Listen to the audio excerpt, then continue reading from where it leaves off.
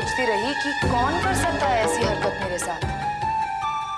मुझे तो पूरा यकीन था कि तुम में इतनी हिम्मत अब नहीं रही होगी।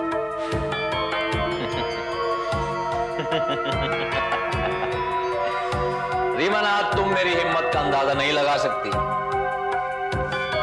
और आज के बाद तुम्हें मेरी हिम्मत का अंदाजा लगाने की जरूरत भी नहीं पड़ेगी। पूछो क्यों? क्योंकि आज की रात तुम्हारी जिंदगी की आखिरी रात। तुम हिंदी फिल्में बहुत देखते हो ना डब्बू, इसलिए तुम्हें ऐसी हरकतें सूझती है। और वैसे मुझे मारना ही था तो मेरे नाम की सुपारी क्यों ना दे दी किसी को, ताकि सुपारी लेने वाला जिंदगी भर मुझे ब्लैकमेल करता रहे। आर यू डम? मैं इतना बेवकूफ नहीं हूं। तुम्हें तो मैं अपने हाथों से मारूंगा, लेकिन इससे पहले मैं तुम्हें एक मौका देना चाहता हूं रीमा। तुम मेरे पैरों पर गिरकर माफी मांग सकती हो। मैं नहीं चाहता कि मरने के बाद तुम्हें अफसोस हो कि तुमने अपनी जान बचाने का प्रयत्न नहीं किया। You understand? No? No? Okay.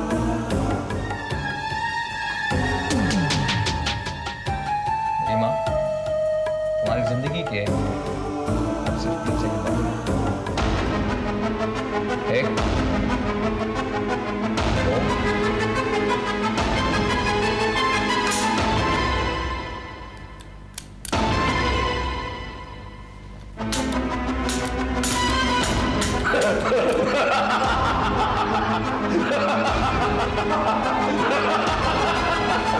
मेरे पास पिस्तौल का है डब्बू साहब, कहां मेरे पास? मेरे साथ है डब्बू साहब।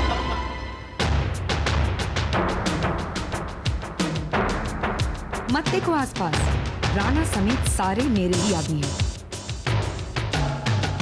मेरी बात सुनो रीमा, रीमा मेरी बात सुनो। रीमा, मेरा दिमाग खराब हो गया, मैं पागल हो गया हूँ। रीमा, मुझे कुछ समझ में नहीं आ रहा मैं क्या कर रहा हूँ। मैं जो कुछ करता हूँ ना वो उल्टा हो जाता है। और रीमा, तुम्हें नुकसान पहुंचाने का मेरा कोई इरादा नहीं था। ऐसा मेरा कोई इरादा नहीं था। रीमा, मेरी बात का विश्वास करो प्लीज। रीमा, आई प्रॉमिस, आज से मैं बुरी हरकतें करना बंद करूंगा। रीमा, एक अच्छा इंसान बनने की कोशिश करूंगा। रीमा, प्लीज मुझे माफ करो प्लीज। तुम इतना गिड़गिड़ा क्यों रहे हो? माफी क्यों मांगते हो? मैं तुम्हें मारने वाली नहीं हूं फिलहाल। तुम्हें मारना मेरा मकसद नहीं है डब्बू, बल्कि सरे बाजार तुम्हें नंगा करना है, ताकि तुम्हारी लाश को कंधा देने वाला कोई ना हो। चलो भागो, पर बचते बचते भागना। इधर उधर चलती गोलियों में से कहीं एक आध तुम्हें न लग जाए।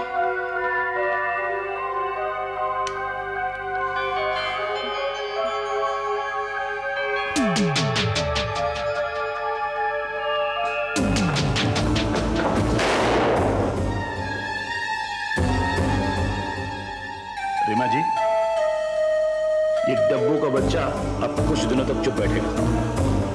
नहीं, काफी कमीना आदमी है। ये जल्द ही कोई ऐसी हरकत करेगा जिसमें इसकी जात दिखाई दे।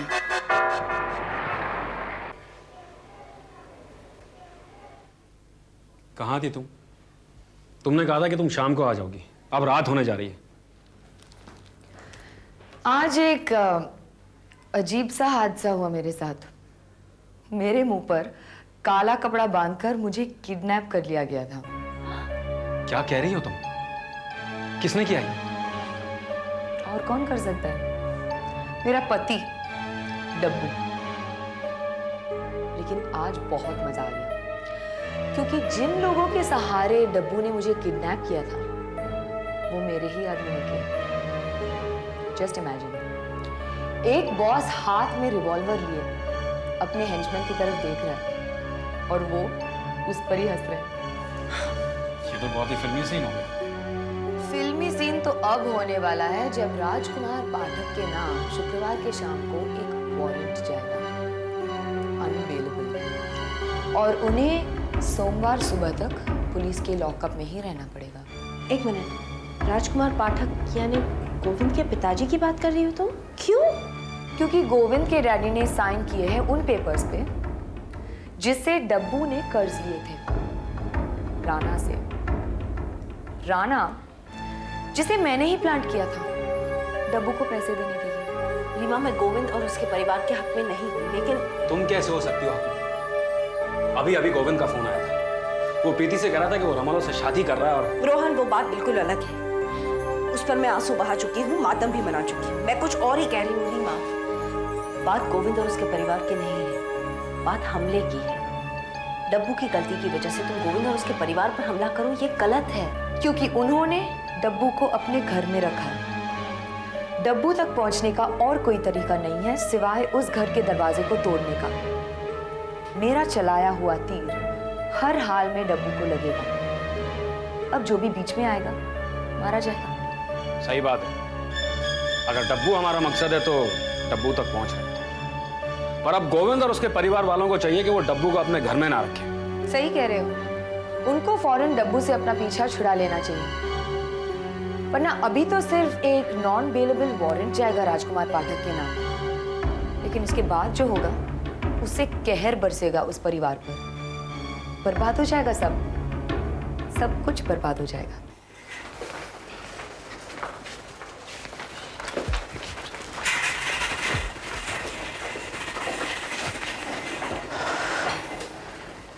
नमस्ते।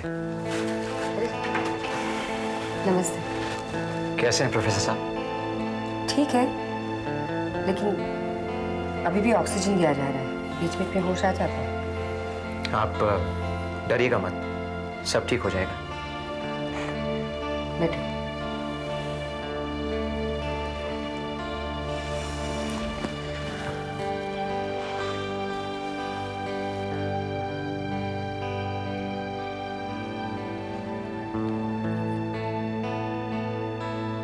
प्रीति आई नहीं अभी तक।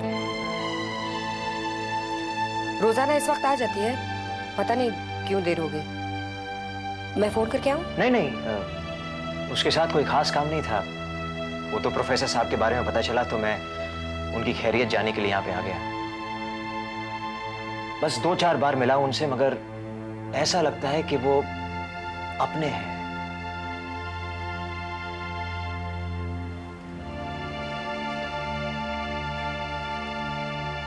दीपा जी, आज प्रीति से बात हुई थी फोन पर, लेकिन अधूरी रह गई। आपको कैसे मालूम? नहीं, मुझे मालूम नहीं। तुम्हारे यहाँ आने की वजह तलाश रही थी, सो मिल गई। तुम रुक जाओ, प्रीति अभी आती होगी। नहीं, मैं चलता हूँ। कुछ काम था? नहीं, दरअसल पता नहीं। दीपा जी, मैं शादी कर रहा हूं रमोला से। यही बताने को मैंने प्रीति को फोन किया था, मगर बात पूरी नहीं हो पाई। उसने बीच में ही फोन रख दिया। तो क्या कहती? मुबारकबाद देती? कहती कि वो खुश है? कहती कि तुम सही कर रहे हो? तुम क्यों किसी तरह की गिल्ट फीलिंग रख रहे हो? वो बात नहीं है दीपा जी। यही बात है। फोन पे बात अधूरी रह गई, इसलिए तुम यहाँ आ गए। प्रोफेसर साहब बीमार है, ये बहाना अच्छा था। मुझे कोई एतराज नहीं, तुम रुक सकते हो प्रीति के लिए, आ जाएगी वो। लेकिन जहां तक मैं जानती हूँ, अगर प्रीति ने फोन पर बात नहीं तो यहाँ भी नहीं करेगी। मगर शादी के लिए इनकार तो उसी ने किया ना। मैं तो फैसला करने के लिए सही वक्त का इंतजार कर रहा था, मगर इसी बीच उसने फैसला कर लिया, यही ना? वाह गोविंद, वाह। कमजोर तो तुम पहले से थे ही, लेकिन इतने कमजोर होगी मुझे नहीं मालूम था।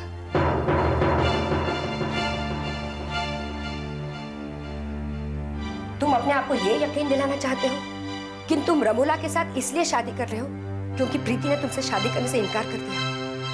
इतना ही नहीं, तुम ये भी चाहते हो कि प्रीति इस बात को समझे ताकि तुम रमोला के साथ खुशी खुशी शादी कर लो और अपना घर बसा लो। इसलिए तुमने फोन किया था।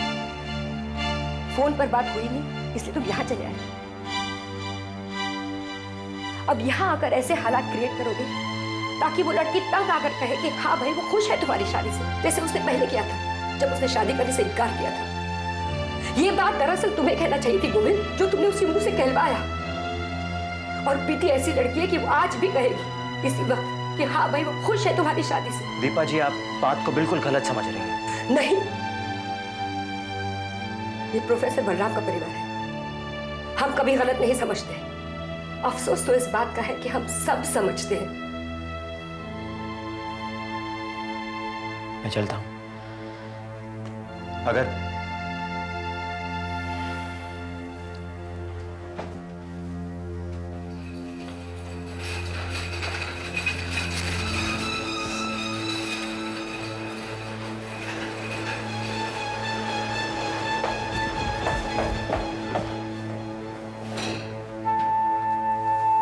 क्यों आया था गोविंद?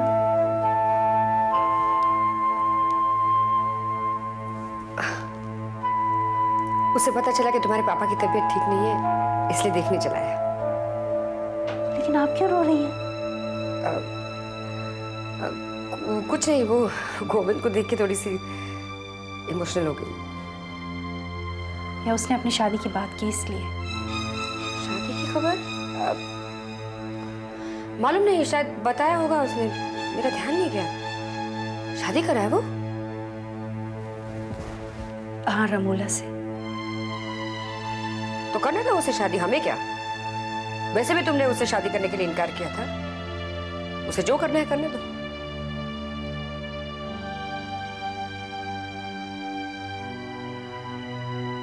मैं जरा अंदर कहती हूँ।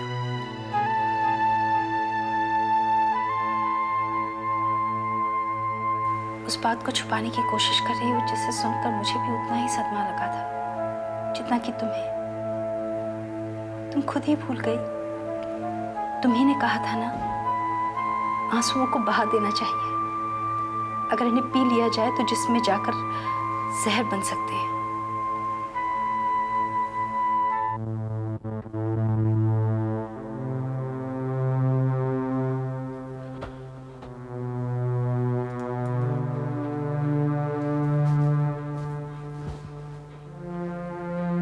हाय प्रीति।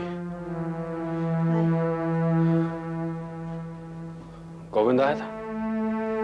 हाँ, पापा को देखने आया था। कुछ बात हुई? नहीं, उसने मुझे नहीं देखा, सिर्फ मैंने उसे देखा। मुझे लगा कि कोई बात हुई होगी तुम लोगों की। किस बारे में? वही जो बात हम ऑफिस में कर रहे थे, रीमानाथ के पाठक परिवार पर हो रहे हमलों को लेकर। तुम कह रही थी ना प्रीति के डब्बू को लेकर गोविंद और उसके परिवार खामखा पिस रहे। हाँ, तो मैंने सोचा कि शायद तुमने उसको बता दिया होगा कि बताना चाहिए था। नहीं, वही तो मैं कह रहा हूँ कि नहीं बताना चाहिए। रीमानाथ ने हमें यह बात किसी विश्वास के साथ बताई है, किसी यकीन के साथ बताई है। अगर हम ये बात गोविंद या किसी और को बता देते हैं तो रीमानाथ के साथ धोखा है। लेकिन अगर नहीं बताते तो हम इस बात का हिस्सा बन जाते, क्योंकि ये जो कुछ हो रहा है हमारी आंखों के सामने हो रहा है, हमारे ऑफिस से हो रहा है। हो रहा है तो हो रहा है। अरे भाई, रीमानाथ तो हमारी पार्टनर है, गोविंद हमारा क्या लगता है? गोविंद के साथ रिश्ता था, प्यार का रिश्ता था हम दोनों के बीच। हाँ, पर अब तो नहीं है ना प्रीति। रिश्ता नहीं है लेकिन प्यार तो है। प्रीति, तुम भी। गोविंद तुम्हारे पापा का हाल क्या पूछने आ गया, तुम उसकी तरफ फिर से फिसल गई। चिल्लाओ मत, और ऐसे लफ्ज मेरे लिए बिल्कुल इस्तेमाल मत करना। नेवर। फिसल गई मतलब क्या? Sorry. You ought to B.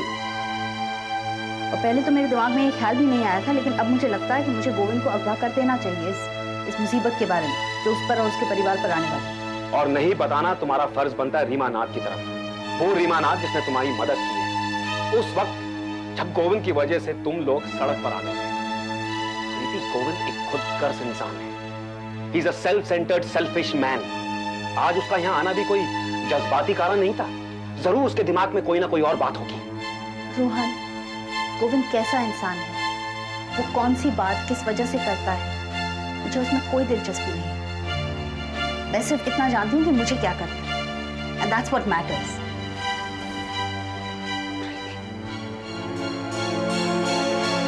तुम सोचती रहो प्रीति, गोविंद के साथ होगा वही जो रीमानाथ, और रीमानाथ क्या सोचती है ये गोविंद साहब को अब के बाद हर पल पता नहीं।